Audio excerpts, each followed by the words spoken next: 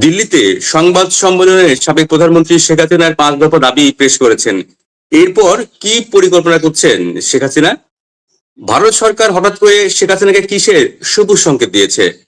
বাংলাদেশে নিযুক্ত ভারতের সাবেক হাই কমিশনার হর্ষবর্ধন সিংলা কেন বললেন সুষ্ঠু ভোট হলে জামাত ক্ষমতায় আসবে না? তাহলে আমেরিকা কি জামাতকে ক্ষমতায় আনছে? তাই যদি হয় তাহলে ভারত সরকার কি করবে? এইসব প্রশ্নের উত্তর খুঁজবো আজ। আমাদের সঙ্গে ভারত থেকে যুক্ত হয়েছেন প্রেস ক্লাব অফ ইন্ডিয়ার সাবেক সভাপতি এবং সিনিয়র সাংবাদিক ও রাজনৈতিক বিশ্লেষক গৌতম লাহিড়ী।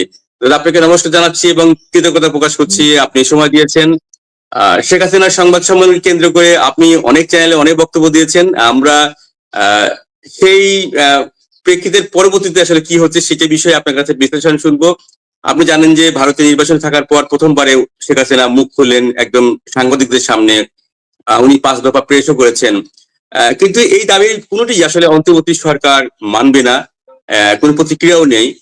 এরপর আসলে আওয়ামী লীগ কি করতে পারে, কি পরিকল্পনা করছে? কারণ আপনি আওয়ামী লীগের অনেক গুরুত্বপূর্ণ নেতার সাথে কথা বলেন এবং সাবেক প্রধানমন্ত্রী শেখ হাসিনার সাথে আপনার ব্যক্তিগত যোগাযোগ আছে। সেই জায়গা থেকে যদি আমাদের একটু ধারণা দেন এর পরবর্তী পদক্ষেপ আসলে কি হতে পারে।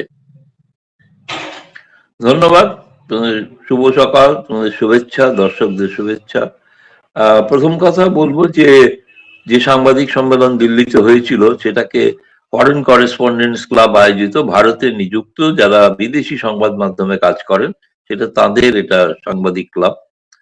তা উদ্দেশ্য ছিল যে বিদেশি সংবাদ মাধ্যমে যে একতরফা ইউনূসের প্রচার, তার একটা পাল্টা প্রচার করার একটা মাধ্যম খুঁজে নেওয়া।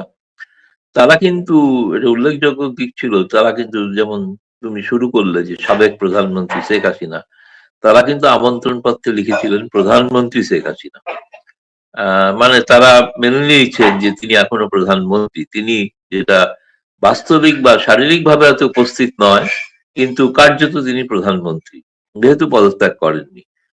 দ্বিতীয়ত, তিনি যে 5 দফা দাবির কথা বললেন, এইটা হওয়ার পরে অনেকের মধ্যেই দেখেছি, অনেক আওয়ামী লীগ সমর্থক, কর্মী, বাংলাদেশের সাধারণ মানুষ যারা মুক্তিযুদ্ধের পক্ষে, যারা পছন্দ করেন শেখ হাসিনাকে, তাদের অনেকের একটা আকাঙ্ক্ষা ছিল তার এই ভাষণ, কারণ এই সামান্য সময়ের ভাষণ আমি শুনলাম প্রায় 11 কোটির ওপরে মানুষ শুনেছেন আর কি। মানে কি প্রবল আগ্রহ তৈরি হয়েছিল। কিন্তু অনেকের আকাঙ্ক্ষা ছিল, ইচ্ছা ছিল। আমি জানি ব্যক্তিগতভাবে ফোনে অনেকে আমার কাছে বলতে বলতে কেঁদে ফেলেছেন যে তাকে অন্তত একবার দেখা আমাদের উচিত, দেখতে হবে কেমন তিনি আছেন। তিনি আছেন ভালো, সেটা আমি জানি, কিন্তু হয়তো সেই আকাঙ্ক্ষা পূরণ করার জন্য আমার মনে হয় তিনি একবার অন্তত ভিডিওর মাধ্যমে, ভার্চুয়ালি তিনি অ্যাড্রেস করতে পারেন। অনেকের ক্ষেত্রে বলা হচ্ছিল যে আগে এই যুক্তিটা ছিল যে ভার্চুয়ালি করলে তার লোকেশনটা সন্ত্রাসবাদীরা ধরে ফেলতে পারে, কারণ তারা যে সাইবার অপরাধী যারা, তারা অনেক বেশি স্মার্ট, এ বিষয়ে কোনো সন্দেহ নেই, রাষ্ট্রের থেকেও বেশি স্মার্ট। সেই কারণে সেই নিরাপত্তার কারণে তিনি ভার্চুয়ালি নিজেকে দেখাতে চাইছিলেন না। কিন্তু এখন মানুষের আকাঙ্ক্ষায়, তার মনোভাব যে তাকে এত মানুষ দেখতে চাইছেন, এই কারণে তিনিও খুব আবেগপ্লুত বলা যেতে পারে। তিনি নিজেও চাইছেন একটা উপযুক্ত সময় তিনি শারীরিক ভাবে অন্তত না হন, কিন্তু ভিডিওর মাধ্যমে তিনি আত্মপ্রকাশ করতে পারেন। এটা একটা পদক্ষেপ আওয়ামী লীগের সমর্থক, কর্মী এবং মুক্তিযুদ্ধের পক্ষে যারা, তাদের জন্য এটা একটা সংবাদ। দ্বিতীয়ত হলো, যেটা তিনি আন্তর্জাতিক সংবাদ মাধ্যমের কাছে বলার উদ্দেশ্যটা হচ্ছে যে জাতিসংঘ যে রিপোর্ট তৈরি করেছিল সেই রিপোর্টটি যে ভুয়া, কিন্তু তার একটা পাল্টা ন্যারেটিভ তিনি কিন্তু এইখানে খুব ভালো করে লক্ষ্য করলে দেখবে, তিনি কিন্তু বলেননি যে আওয়ামী লীগ বা তাদের সরকার সকলেই নিরপরাধ। তিনি বলছেন তদন্ত করলে তবে তো বোঝা যাবে কার অপরাধ কোথায়। ফলে তিনি চাইছেন একটা নিরপেক্ষ তদন্ত, যে তদন্তটা ইউনূস সরকারের অধীনে নয়, তদন্তটা করুক জাতিসংঘ, যে সত্যি সত্যি জুলাই থেকে অগস্ট পর্যন্ত কি ঘটনা ঘটেছিল, হত্যাকাণ্ডের জন্য কারা দায়ী, কিভাবে মারা গেল। যদি কেউ দোষী সাব্যস্ত হয় তাহলে দোষী হন, কিন্তু একটা মন গড়া ক্যাঙ্গারু কোর্টের মাধ্যমে সকলকে দোষী সাব্যস্ত করে দেওয়া, কোনো বিচার ছাড়া আত্মপক্ষ সমর্থনের সুযোগ না দিয়ে, এই কথাটা তিনি বলতে চেয়েছিলেন। তৃতীয়ত আমার কাছে মনে হয়েছে গুরুত্বপূর্ণ, সেটা হলো যে কয়েকদিন আগে একটা বিভ্রান্তি তৈরি হয়েছিল যে শেখ হাসিনা কি অবসর নিচ্ছেন। কিন্তু তিনি স্পষ্ট ভাষায় যেটা বুঝিয়ে দিয়েছেন যে তিনি আপাতত তো এটা বোঝা যাচ্ছে তিনি অপসর নিচ্ছেন না, এবং দল তার নেতৃত্বেই এখনো ঐক্যবদ্ধ, দল তার নেতৃত্বেই লড়তে চান। এবং জানো যে সেখানে অন্য মন্ত্রীরা ঘোষণা করেছেন যে শেখ হাসিনার নেতৃত্বেই তারা দেশে ফিরতে চান এবং কোন নিরপেক্ষ নির্বাচন হলে অংশগ্রহণ করতে চান। বর্তমান নির্বাচনটা নিরপেক্ষ নির্বাচন হবে না, যদি হয় অ্যাট অল। তোমার দ্বিতীয় প্রশ্ন ছিল যে জামায়াত প্রসঙ্গ। এটা ঘটনা যে আমরাও দেখলাম ওয়াশিংটন পোস্টে প্রকাশিত হয়েছে কথোপকথন, যেখানে আমেরিকা চাইছে যাতে জামায়াত, এই কারণেই তাদের চাওয়াটা, সেটা হচ্ছে বিএনপি একটি রাজনৈতিক দল, বিএনপির কতগুলো তার কনস্টিটিউয়েন্সি নিয়ে চলতে হয়, কনস্টিটিউয়েন্সির চাওয়া পাওয়া আশা আকাঙ্ক্ষা থাকে। ফলে সেখানে বিএনপি দলের মধ্যে একটা গণতান্ত্রিক দল, যাই হোক যে যাই মনে করো, আমি মনে করি একটি গণতান্ত্রিক দল, সেই গণতান্ত্রিক দলের মতবিরোধ হতে পারে। কোন সিদ্ধান্ত মার্কিনীরা যা চাইবেন তা বাস্তবায়ন করার ক্ষেত্রে দলের মধ্যে বিরোধ হতে পারে।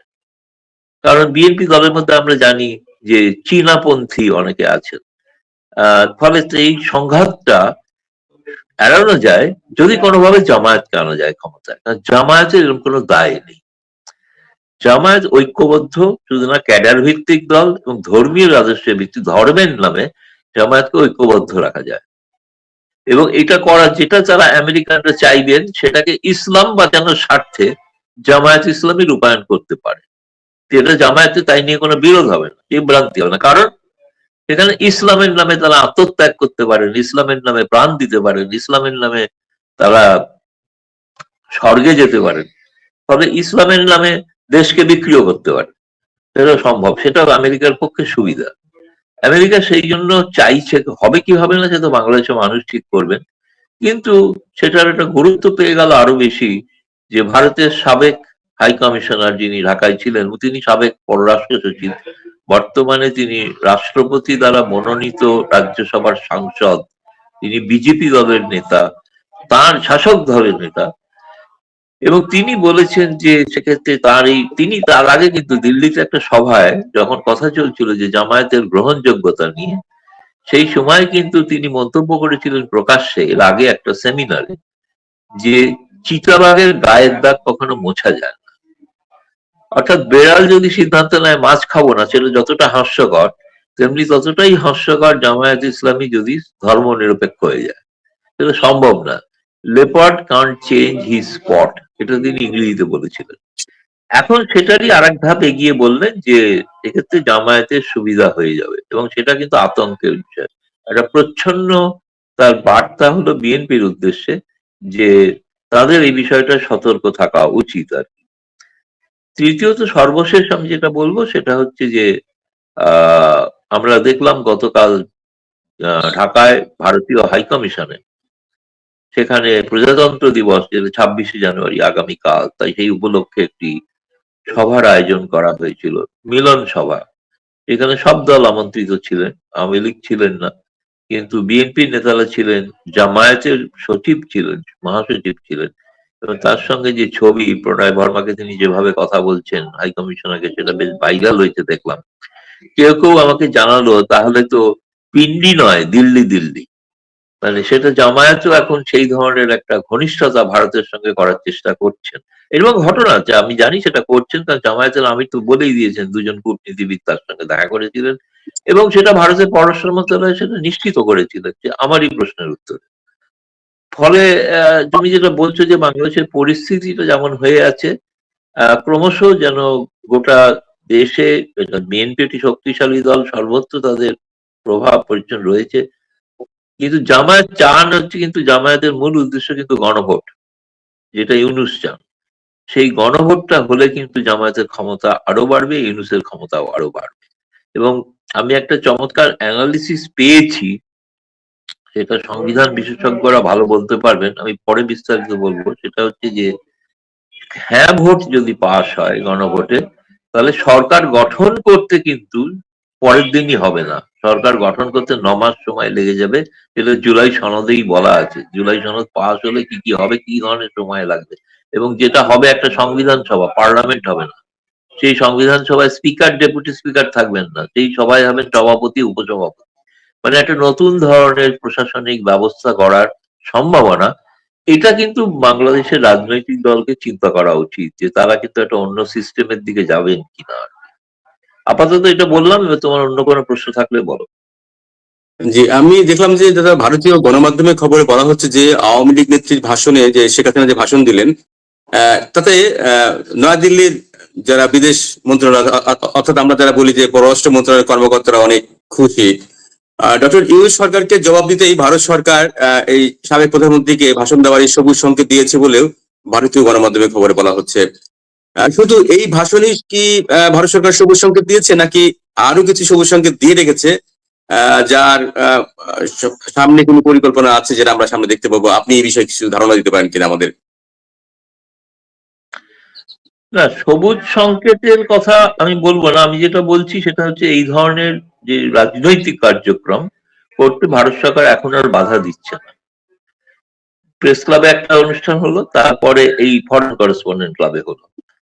তার বড় একটা কারণ হচ্ছে যে এখন যেহেতু নির্বাচনী প্রক্রিয়া শুরু হয়ে গেছে, নির্বাচনী প্রক্রিয়া, ভারত একটি বৃহত্তম গণতান্ত্রিক রাষ্ট্র।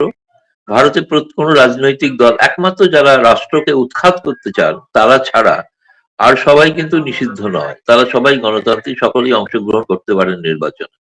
কোনো একটা রাজনৈতিক দলকে নিষিদ্ধ করা কখনো হয়নি। সেই কারণে ভারত চায় যখন কোনো দেশে নির্বাচন হচ্ছে, যেহেতু আওয়ামী লীগের রাজনৈতিক কার্যক্রম বাংলাদেশে নিষিদ্ধ, কিন্তু ইউরোপ, আমেরিকা, বাংলাদেশের ভূখণ্ডের বাইরে আর কোথাও নিষিদ্ধ নয়। তারা ইউরোপ, আমেরিকায় তো অনেক কাজ, অনেক আগে থেকে, 1 বছর আগে থেকে করছেন। তারা তো রাস্তায় নেমে প্রতিবাদ করছেন। এমনকি আমি সমর্থন করি না, কিন্তু তারা তো এমনকি ডিম ফিম, পচা ডিম ফিম পর্যন্ত ছুড়েছিল। সেখানে কিন্তু এই সরকার কখনো কোনো প্রতিবাদ জানায় আমেরিকা বা যুক্তরাজ্যের কাছে। ভারতে সেই ধরনের কোনো রাজনৈতিক কার্যক্রমই হয়নি, এই প্রথম হচ্ছে, কারণ নির্বাচন প্রক্রিয়া শুরু হয়েছে বলে। ফলে আওয়ামী লীগের রাজনৈতিক প্রচারের জন্য যা যা করা দরকার, সেটা যে ভারত, আমার মনে হয়েছে যে পররাষ্ট্র মন্ত্রণালয় যেমন কোনো তারা আপত্তি করবেন না। কারণ এই মুহূর্তে আওয়ামী লীগ তো নির্বাচনে অংশগ্রহণ করছেন না, তারা তো যেটুকু করছেন দূর থেকে তাদের বক্তব্য রাখছেন, আন্তর্জাতিক দুনিয়ার কাছে বক্তব্য রাখছেন। ভারত একটা গণতান্ত্রিক রাষ্ট্র হিসেবে একটা গণতান্ত্রিক দলের কণ্ঠরোধ করে দেবে, সেটা ভারতীয়রাও মেনে নেবে। সেই কারণেই তাকে পরবর্তী পদক্ষেপ বলতে আমি প্রথম বললাম যে হয়তো ভিডিওর মাধ্যমে তিনি আত্মপ্রকাশ করে ভাষণ দিতে পারেন। ভাষণ দেওয়া ছাড়া তো এই মুহূর্তে আর কোনো কার্যক্রম নেই, এবং তিনি তো ঘোষণা দিয়েছেন যাতে এই ভোট প্রচার, বলতে এই ভোট যাতে না হয়, এই তার জন্য তিনি প্রচার করতে পারেন। যেটা প্রচার আওয়ামী লীগের নেতা কর্মীদের উদ্দেশ্যে বলবেন। কারণ এই দলের খুব কম করে হলেও 30 থেকে 40% ভোটার আছে। সেই ভোটাররা যদি ভোট দিতে না যান, তারা যদি ঘর থেকে না বেরোন, তাহলে ভোটের অংশটা বা অংশগ্রহণটা অনেক কমে যাবে। ফলে ভোট নিয়ে অনেক প্রশ্ন চিহ্ন উঠবে, যেটা ভারত এই কারণেই সহযোগিতা করছে। ভারত মনে করে যে সকলের সহযোগিতার, সকলের অংশগ্রহণের মাধ্যমে নির্বাচনটাই হবে একমাত্র সুষ্ঠু নির্বাচন। যেহেতু অংশগ্রহণ করতে দেওয়া হচ্ছে না আওয়ামী লীগকে, তার একমাত্র প্রমাণ আওয়ামী লীগকে সেই সুযোগটা করে দেওয়া হচ্ছে যাতে নির্বাচনটাকে যাতে গ্রহণযোগ্য মনে না হয়, সেই কারণে। আপনি খালি আওয়ামী লীগকে সহযোগিতা করছেন, আমি দেখছি তো আসলে ইউনূস সরকারকে তো ভারত সহযোগিতা করছে নানান ইস্যুতে। হ্যাঁ, সেটা সঠিক কথা বলেছে। এমনকি বিএনপির সঙ্গে নেতৃবৃন্দ, কারণ এখন যেটা হতো, আগে যেটা বলা হতো, এখন বাংলাদেশের যে বর্তমান পরিস্থিতি, যেটা আমাদের পররাষ্ট্রমন্ত্রী জয়শঙ্কর বলেছেন যে এখন কমন সেন্সের ভিত্তিতে কাজ করা উচিত। এটা এই আওয়ামী লীগ সরকারে নেই, কিন্তু আওয়ামী লীগের অস্তিত্ব বিদেশে, বিএনপি দেশে আছে, জামায়াত বিদেশে আছে, ছাত্ররা বিদেশে, তারা সব রয়েছে, তারাও নির্বাচনে অংশগ্রহণ করছেন। আগে একটা প্রচলিত কথা ছিল না যে ভারত তার যাবতীয় সমস্ত ডিম একটাই ঝুড়িতে রেখেছে কেন? এখন আমার মনে হচ্ছে ভারত ডিমগুলোকে ভাগ করে দিয়েছে। আওয়ামী লীগের জন্য কিছু ডিম, বিএনপির জন্য কিছু ডিম, জামায়াতের জন্য কিছু ডিম এখন আর কেউ নেয়নি, সেগুলো পড়ে আছে, যদি নিতে চান ভারত দিতে রাজি আছে। ফলে এখন সকলকে, এখন তারপর বাংলাদেশের মানুষ শেষ কথা বলবে। ভোটে অংশগ্রহণ করবেন কি করবেন না, না করলে জি, কি করবেন, সেটা বাংলাদেশের মানুষ ঠিক করবে। সেটা ভারত তো বাইরে থেকে আগেও কোনোদিন ভুল ধারণা ছিল যে ভারত জিতিয়ে দিত। যেমন নয়। 2001 থেকে 2006 যদি ভারত বিএনপি কে জিতিয়ে না থাকে, তাহলে হঠাৎ তার পরের সময়গুলো থেকে ভারত জিতিয়ে যাচ্ছে,